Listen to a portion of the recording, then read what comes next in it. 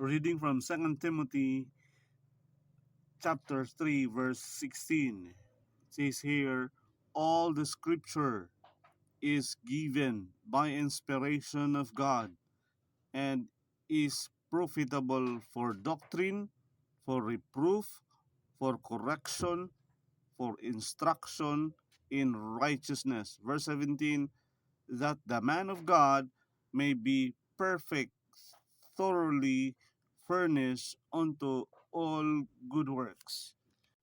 Ang tibuok nga kasulatan gituga sa Dios ug may kapuslanan alang sa pagpanudlo, alang sa pagpamadlong, alang sa pagpanulid ug alang sa pagmatuto sa pagkamatarong. Verse 17, aron ang tao sa Dios mamanghingpit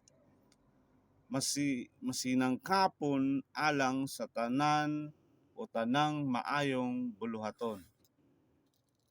First or Second Timothy chapter 3 verse 16 to 17.